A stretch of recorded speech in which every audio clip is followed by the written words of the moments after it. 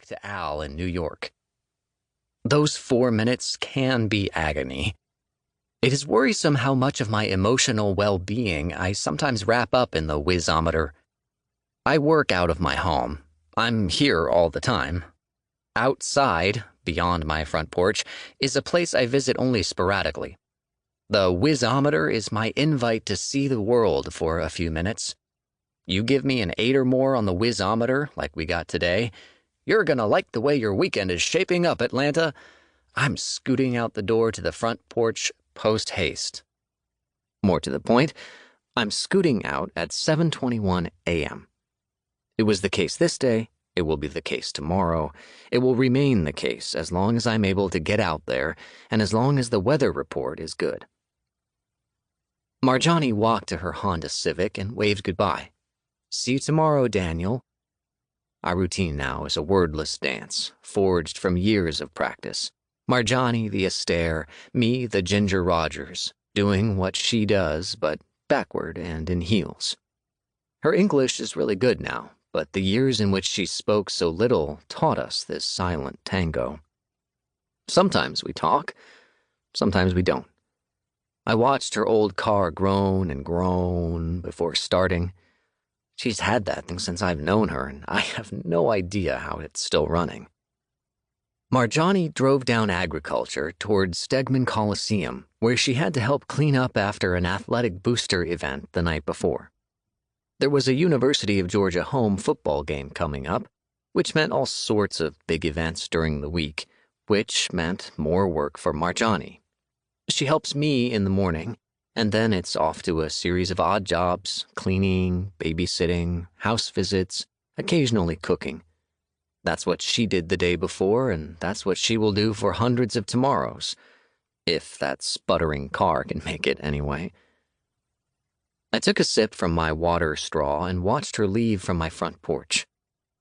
She had to slam on the brakes as some kid with a Misfits backpack absent-mindedly waded into the middle of the street, and he raised his hand, partly out of apology, mostly out of obliged apathy, and shuffled off into the woods.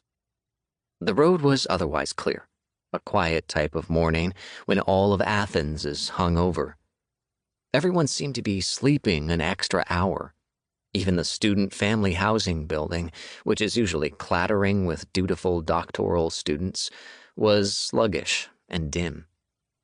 I took a deep breath and tried to absorb a rare moment of silence outside. How often is it just me out here? How often am I outside with no one else? Then I saw her.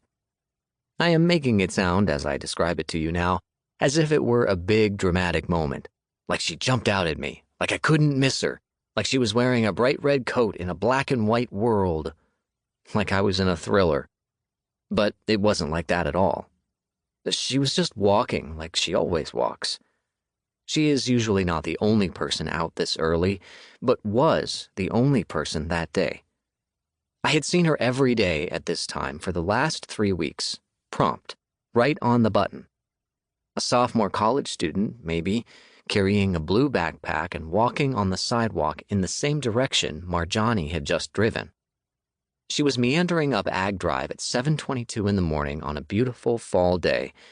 An 8, maybe 9 on the whizometer, easy. Just another kid walking to class. As usual, the only thing different about her was that she wasn't staring at a phone. She never even had headphones in. She doesn't look up.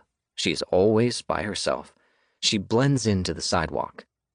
She has never seen me out here, and frankly, I would never have thought to notice her either if she weren't out here the same time as I am every day. She just walks.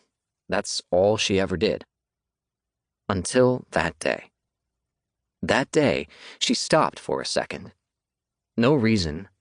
No car pulling in front of her to get out of the way of or anything. She just stopped, looked up, and for the first and only time, made eye contact with me. It was a clear accident. Her eyes darted away faster than they'd landed on me. But she saw me, and I saw her. She then stopped again, glanced back up at me, closer this time, with a little smile. She raised her right hand,